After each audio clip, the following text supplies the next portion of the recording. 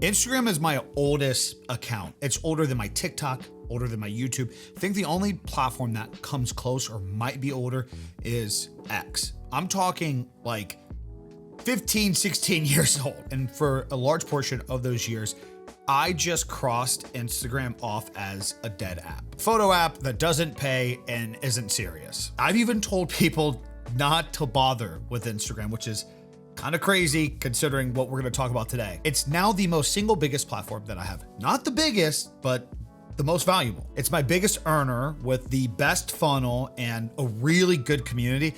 And it's the least amount of focus of my time. So this is me admitting I was wrong about Instagram for about a decade and walking you through what I was wrong about. Because I think a lot of you guys are making the same mistake for the exact reasons I did and just kind of pushing it to the side. Here's where I first went wrong, and it's honestly embarrassing with how I perceive doing content nowadays, like what I preach to other people.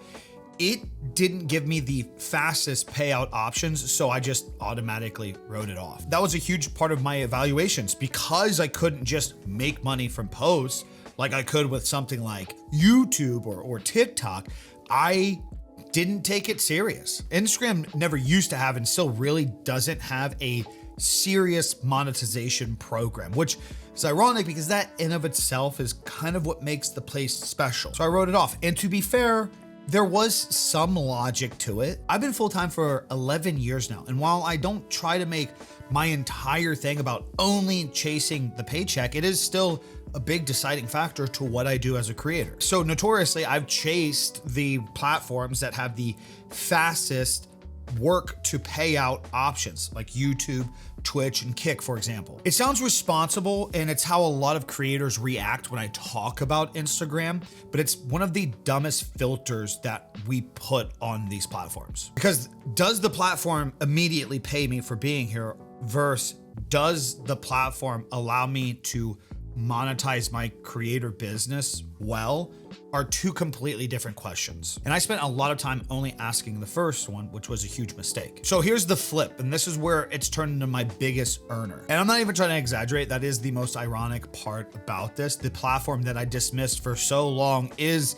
literally now my biggest earner. Instagram, the place that doesn't pay me directly, makes me more money than anything else. It does this from a combination of brand deals, people coming to my website, even down to conversations that have simply started off as just DMs and then converted into monetization. And the thing is, the comparison to how much time I spend on it isn't even close to everything else. Like, YouTube is probably the number one place that I focus on. I really do love the community on this platform. I started off on YouTube, so it's just a place that I really do take serious.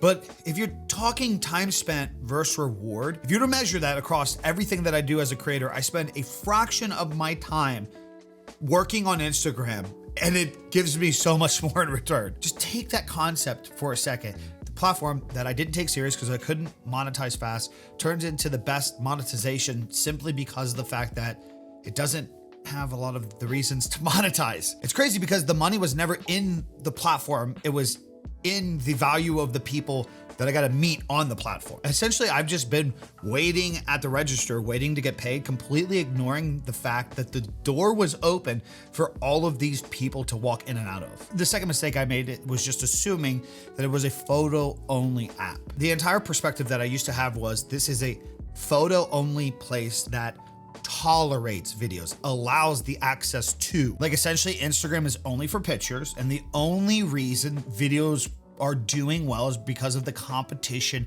with TikTok. And like at a certain point, that should go away. However, now it is, even as a consumer, in my experience, the best vertical video app out of my day-to-day use. It is the best feed, it's the best algorithm, it's the place where I actually genuinely could get stuck consuming content because it provides the best content to me over sites like TikTok and Shorts. And again, I don't mean best for creators, I mean best for consumption. There's just fucking great, everyday, normal people there creating content that gets distributed really well, like actual consumers. So your own potential viewers are on that app in ways that I didn't even really realize before. And I think that in of itself is the real difference between reach to somebody and reach that's really worth it. Over the years, I've had videos do really well across everything. I think one of the best views I got was one video got 30 million views across all social platforms. And I'm telling you, 100,000 people that will never think about you again is way less valuable than 5,000 people that periodically come and stop by and check in on you. And why that's super important to understand is on Instagram, the biggest difference, I believe, is the algorithm. And it's why I think it's winning. Hot take time. I honestly believe that Instagram, out of all the major platforms, has the best algorithm. And I know how that sounds because YouTube's algorithm is insane, but it's insane in a different perspective for different reasons and for a different delivery. Flat out on YouTube, no other platform can touch long form with algorithms. Short form, however, I'd really argue against that. I think that's why YouTube's making so many different changes right now. I don't know about you guys, YouTube Shorts sucks ass. I'm not a consumer of them whatsoever. And here's my theory to this. I want to be upfront that this is my theory and just a little bit of what I've read from behind the scenes. So it's not something that's actually debunked or proven, but it does make sense. I've watched somebody break this down and it just aligns perfectly with my experience on Instagram. So that's why I'm throwing it out here. Instagram doesn't run ads through the Reels feed like the other platforms do. And if that's actually accurate, it changes everything on how the feed has to behave. Because when a platform is monetizing a feed aggressively and is also paying creators a portion of that, it has to be a lot more precise. It has to be way more intentional. Every video has to be predictable. And that's why we've gotten to the point where we always talk about niching or niching down. You basically have to stay in your fucking lane or the system doesn't know where to put you. Instagram doesn't seem to punish you for that. Even in my experience, it's on my page. You can go look at it. In the last year, I've done silent unboxing videos, gaming clip highlights, reaction, memes, rage bait, informative shit, car content, multiple videos, over 2 to 5 million views in the last year in completely different categories. Consistent videos that hit 50 to 100,000 views in different categories. It's like on Instagram, every single upload has a real shot to connecting to a user.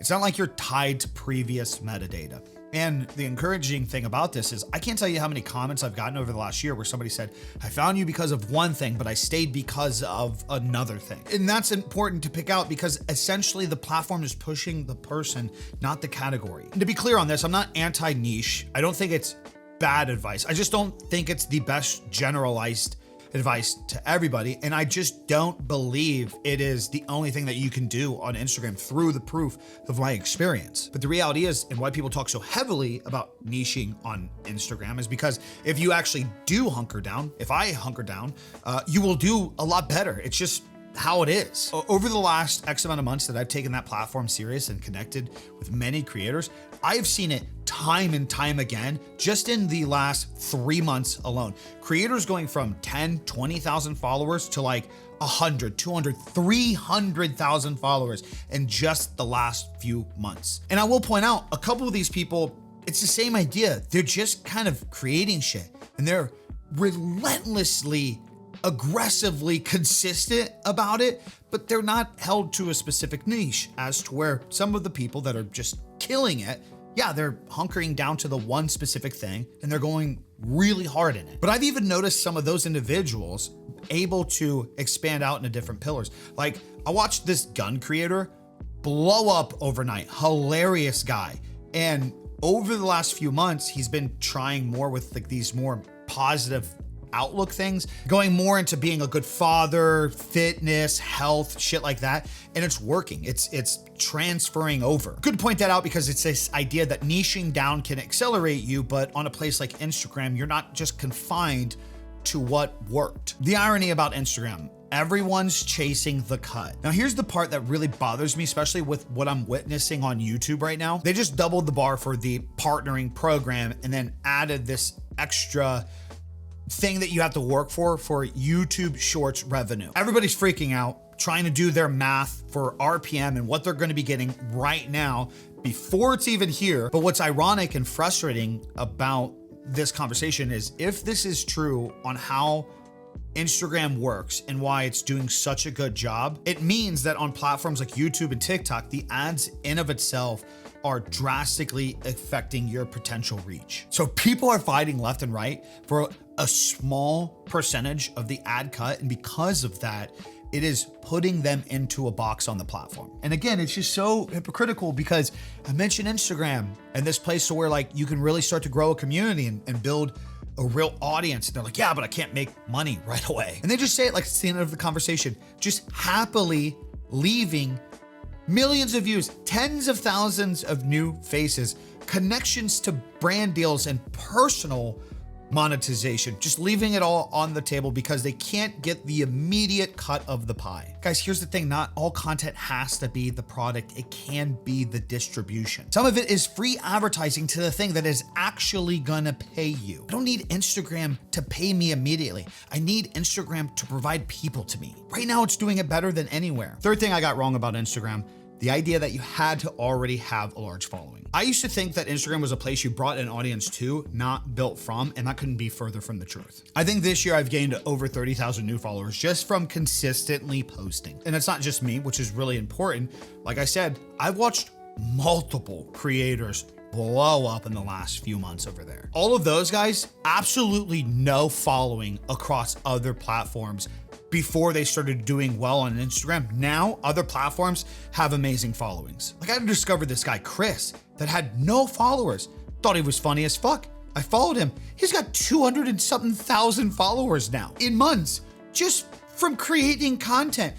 Cold, relentless, consistent content. Meanwhile, people are grinding on other platforms for even a fraction of the accomplishment, hoping that someday it will pay off, just marking Instagram off as a dead platform because they can't get real ad rates. Here's the real flip.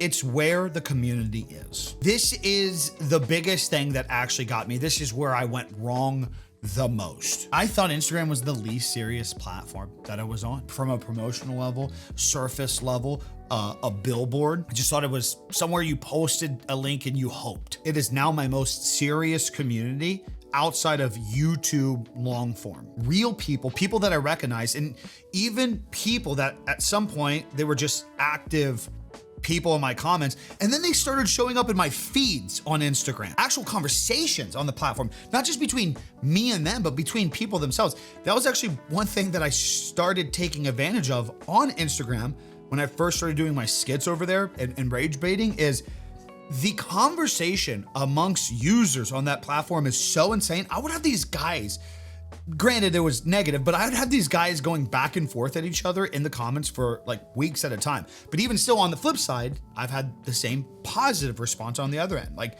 individuals communicating with each other, make a camera upload, share my experience, somebody shares their experience, another person talks to that person about their experience, creating a completely different dialogue amongst each other. On top of that, other creators, brands, musicians, celebrities, athletes that I built a relationship with over there. I assumed that the place was like super shallow, especially with this like perceived idea of perfectionism posting on Instagram when it was in its photo era. I assumed wrong. And here's the number to prove that. 70% of my traffic on my website, which ranges anywhere from maybe 50 to a couple hundred a day, depending on how the platforms are going. But 70% of that traffic comes from Instagram, not YouTube, not TikTok, not X, Instagram. That's people buying my stuff, finding my streams, converting over to other platforms. The comments I've gotten in the last year of, hey, found you on Instagram, now I watch your YouTube long form, absolute gold out of any other platform. Compare that to TikTok. TikTok is notoriously horrible for converting people. The website doesn't even like when you do that. It essentially punishes you anytime you try to push people off of TikTok. Honestly, TikTok's a separate conversation, but you are far better off just letting people live on that platform and stop trying to force them to go somewhere else. Instagram, however, completely different story. You can tell people where your next post is, when your new live stream is gonna be, and you don't get punished for it. Here's how crazy it is. My YouTube long form videos are growing as of recently because of the added support from my Instagram. The platform I dismissed for a decade over even pay was also providing more people to my other platforms. Do you guys realize how crazy that is with YouTube? YouTube's long form algorithm, again, is the best in the world. It does an amazing job at providing people to you.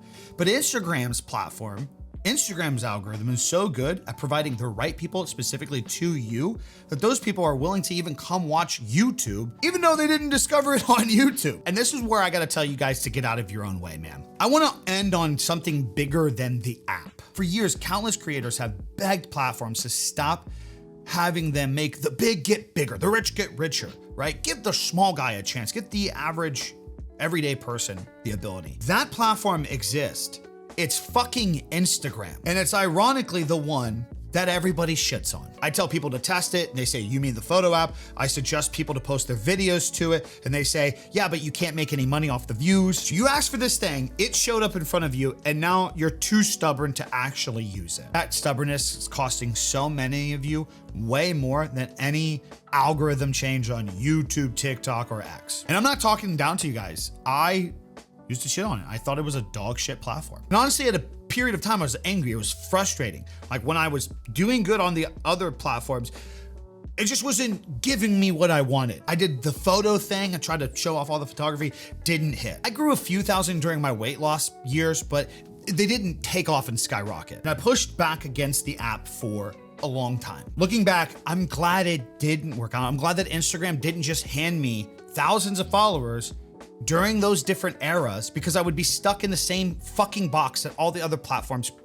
force you to get it. It just wasn't my time, which was the right call. The overall concept is you have to be willing to adapt. You have to be willing in this space as a creator, creative entrepreneur, using these sites as tools. You have to be willing to test something, it not working, and then going back over a period of time and adapting. If you can't say out loud that you were wrong about something, you can't move. You just stay where you are, blaming the platforms, bitching and moaning that it didn't give you your big break, even though now the ability to get it is actually here. I was wrong about Instagram for years, and accepting that, getting over it, and adapting has made it turn into one of the best profitable decisions I ever made. Let me know you guys' experience on Instagram in the comments down below. Do you guys have any recent progress on it? Did you use it years ago and it fucking sucked? Genuinely curious. That's all I got for you guys today. I'm out. Peace. Deuces.